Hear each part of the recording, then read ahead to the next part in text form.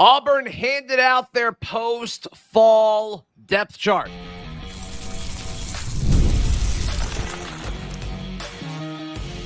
You are Locked On Auburn, your daily podcast on the Auburn Tigers. Part of the Locked On Podcast Network, your team every day. Yes, welcome on into Locked On Auburn, your daily Auburn Tigers podcast. I'm your host, Zach Blackerby, and thank you so much for making Locked On Auburn your first listen every single day. We're dapping it up. The Montgomery radio legend, Darrell Dapprich, hanging out with us as we react to what Hugh Freeze said at his press conference. The first of the year, the regularly scheduled Monday pressers. We're back, baby. We are back. We'll go in chronological order here, and I think what people will be most interested in regarding the depth chart that they handed out to media in attendance there. And to me, the first thing you notice is all the oars on the right side of the page, which is defense. And so they've got, 3 or 4 starters listed at every defensive spot. We've talked about the depth, Darrell.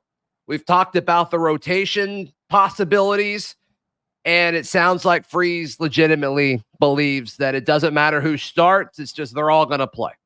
Yes, he absolutely gives no credence to depth charts, does not like them, does not put any stock in them. He said that. He said it does matter to the players and their mamas. I think that when he talked about the defensive line, it was very telling that he said 6 guys are going to play a lot of snaps. Yeah. And I don't care who goes out there first, that they all better be ready to play. I like that. And we thought that Auburn was going to have good defensive line depth, and it looks like they are. I don't care who starts. We did that exercise where we did a mock depth chart back, I guess about a month and a half ago for Auburn Daily, and it was pretty close to what we had, but it doesn't matter. It does not matter who goes out there for the first snap. And I love that it seems to me, unless I'm reading too much into it, I want you to be my fact checker on this. Okay. It seems to me that the 6 dudes that he talks about are going to get equitable snaps. That, you normally see a starter, then a backup, and the snaps are distributed and the plays are distributed accordingly. To me, it sounds like it's like in a pool and everybody's going to play similar snaps. Sure. Yeah, and to me, that's kind of what the defensive side of the depth chart should be. Same with receiver and running back. It's who do you think is going to get the most snaps? To me, that's what I look at it. Like, I don't really care about, who's out there the first snap of the game, but it's like we all believe, even though the defensive end spot is Keldrick Falk or Zykevius Walker or Amaris Williams, if you had to predict like the level of impact and who's going to be on the field the most, like I think we would all say it's probably Keldrick by a long shot, then Amaris, then Zykevius. But sure, I don't think it's crazy to think that you're going to see legit playing time from Phillip Bleedy, from Malik Blockton to Gage Keys to TJ Lindsey, and then also Isaiah Rakes, Jason Jones, Trill Carter, and Quintrell Jamison Travis. Yeah, like all of those guys. All of those guys are going to play for sure. But there will be a pecking order. And there will be, over the course of the season, guys who play more snaps than other guys. And I don't think that's a crazy thing to say. But as far as starters, I understand why he did this. I do too. And I you're right. As you get into game 3 and game 4, it starts to kind of filter and sift itself out. I still think when Auburn goes to Georgia, there's going to be 6 dudes playing along the defensive line. And when you look at plays at the end of the game, I just feel like they're going to be very similar. I really do. When you say defensive line, do you mean D end as well, or do you just talking about nose tackle? I'm sorry, interior. Okay. Yes. Who are the 6 in your mind? Travis, Keys, Carter, Rakes, Bleedy, and Jason Jones. Okay. Yeah, I'm cool with that. Did you say Blockton? I did not. And I didn't say Walker either. I'm saying that because he said 6. So I don't know. He said 6 2 or 3 times. So who is he assuming is going to get in the rotation? I don't know. Blockton could get in there. Absolutely. Yeah. I think your top 3 at nose in no particular order, Rakes, Jones, Jamison Travis, and your top 3 at defensive tackle are Bleedy, Blockton, and Keys. So we'll see. As far as other depth chart conversations, The left side of the offensive line was one of the first questions he asked because he talked about that last time. They have Percy Lewis or Tyler Johnson listed as the left tackle starters. Every other starter on offense is straight up. That's the only or. He was asked about it, said it was a rotation of Percy Lewis, Tyler Johnson, Dylan Wade, and Braden Joyner, all kind of rotating on that left side. We'll see. It certainly seems like that battle isn't going anywhere. My gut feeling, just gut feeling on the left side of the offensive line is they want Tyler Johnson to step up and take it. That's the gut feeling I have with that. And it doesn't sound like he had a particularly strong end to fall camp, is what I was told. I think they want him to say, hey, this position is open. Come win it. That's the feeling I get. Wow, I'm going to push back on that a little bit. If that's the feeling that you have, or if that's what they want, then why did they go out and get Percy Lewis in the portal to be their starter and rave about him after the spring and say this is a guy that it doesn't. It's such a misevaluation. I think he's underachieved so far. Yeah, but you don't give up on him this quick and hope that he gets unseated. And in hopes that he gets beat out. You went out and got a guy that was a 2-year starter at Mississippi State to be a plug-and-play guy at offensive tackle. If you've kicked the can on him already this far, then that's a big-time concern on a miss of evaluating an offensive tackle. Maybe, but where we've seen the misses add up in the past at Auburn is when they missed on a guy and they had to play him anyway. They don't have to play a guy that they missed on anymore. If Tyler Johnson's the better tackle than Percy, you put Tyler Johnson in. We talked about this last week. At least the options are there. I think you can miss on a guy, and when you have depth and multiple options, the miss isn't as big of a deal as it typically is. I think if you miss on Percy, but you have Tyler Johnson maybe be ahead of schedule, who cares if you missed or not?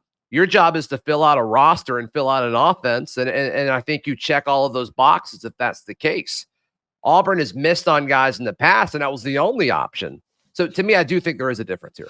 I think that it's different in this day and age, though, because of NIL allocation and only having so much NIL budget. When you spend the NIL dollars you did to go get a Percy Lewis at left tackle, that could have been better spent elsewhere if you felt like Johnson could have taken that role, is all I'm saying. Sure, I get it. But the other side of that coin is Percy's done after this year. So it's not like you're in a situation where you got to have an awkward conversation at the end of the year if he isn't the best option at left tackle. So we'll see. And then just to wrap up the depth chart conversation, he did say they're still looking at safety, trying to figure out safety, which I assume is Sylvester Smith and Caleb Wooden, even though they're listed at different safety spots on defense. That's just kind of what I've heard throughout fall camp. I assume the same thing. Yeah, I think Thompson is penciled in as a solid starter. Yeah, who's next to Jaron Thompson? Yeah. I'll tell you something I found interesting. It could just be that I missed the boat on this, but I'm really intrigued by the or on the backup slot receiver. That Malcolm Simmons, I just thought he was an outside guy. And they've got him listed as the backup to Robert Lewis or Sam Jackson right behind Lewis, both of them. That's pretty cool. Yeah. The scrimmage where he was like feasting, the semi-open scrimmage, they had him in motion a lot. You typically see that with your slot guy. So we'll see. We'll certainly see what that looks like. And then with kicker, they have Alex McPherson listed as a starter, but Freeze was asked about it. It sounds like Towns Magoo is going to be expected. He's preparing to be the starter, but it sounds like Alex is on his way to recovery. And being that guy, and you don't have to rush that, which is good after seeing with the spring performance of Towns Magoo. 100%. You can wait a couple weeks to make sure he's fully 100% strong in his strength and knock the rust off. You know, that's a good thing about kicking, right? I mean, you can kick and practice on the side and that kind of thing. 100%. Okay. What did Hugh Freeze say during his presser? To me, I think there's kind of a few themes outside of the depth chart related conversation that we already touched on, including an interesting role. Did he mean this when he talked about Sam Jackson? That's coming up right here on Locked On Auburn. Today's show is brought to you by our friends at 5 Hour Energy. Darrell, can you imagine being tired at all? I can imagine being tired. Absolutely. But I love the fact there's a solution for that. Yeah. Hey, 5-hour energy. I mean, you can use it after lunch. We all kind of hit that after that chunk of the afternoon where it's like, okay, I got to get through the rest of the workday. 5-hour energy works there before your workout. If you're watching sports, you need to stay up. Maybe Auburn goes to Cal and plays in the middle of the night. You need to stay up. 5-hour energy.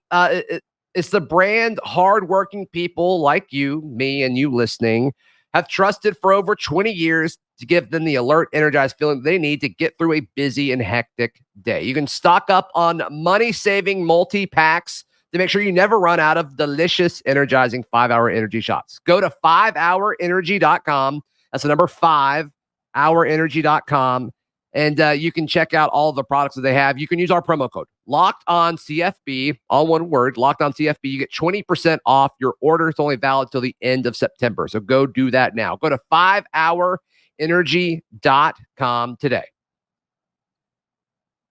Darrell, when he was asked about Sam Jackson, he listed him among the wide receiver, the slot wide receivers. There's kind of been some question on like how they would use him. And so he listed him with the slots, which makes sense. Robert Lewis, Bryce Kane, Malcolm Simmons.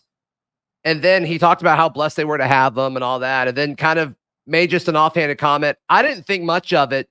You did. We may even see him at Wildcat. You think he kind of reacted after he said it to say, hey, maybe he was kind of teasing something?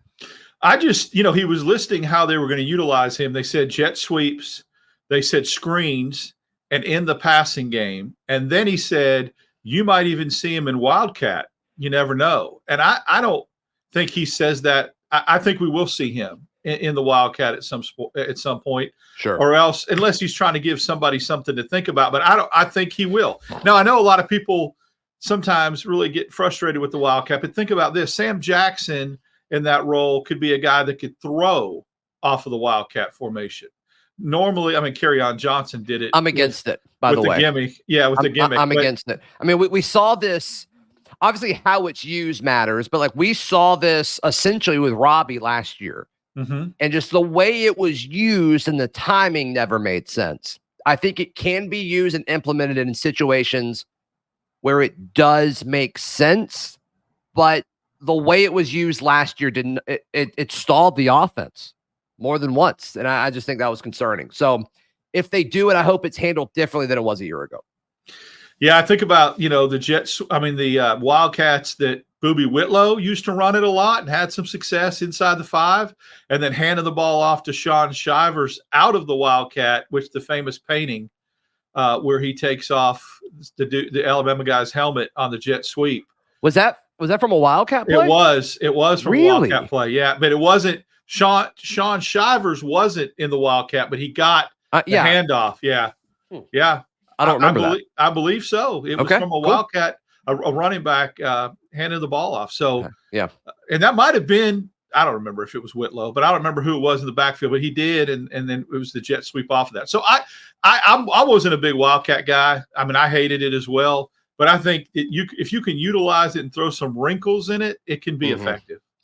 When he was talking about Alabama A&M, which we'll talk more about them as the week goes on, he talked about that it sounds like they still got a quarterback battle. And I've already recorded a show with their head coach, and he talks about that as well. And so that'll drop later in the week. But yeah, so and then the other thing was he was asked about assuming Keontae Scott was good to go, which it sounds like he's questionable for Saturday.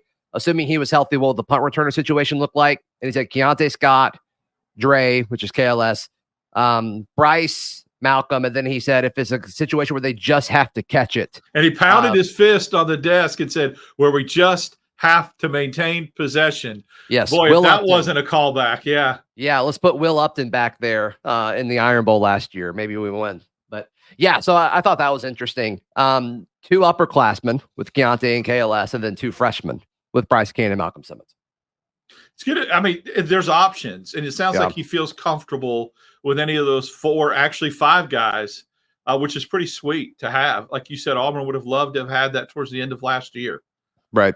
No question. No question. All right, cool. We just wanted to kind of hop on real quick and react to the depth chart and some of the things that Hugh Freeze said. Darrell, how can people check out everything you've got going on? Follow me on X, Dap6410, and on Instagram, Darrell Dap. Yes. Please like the video. Please subscribe. Check out thebarnauburn.com for more tidbits and scoop. We'll see you next time. This has been Locked On Auburn.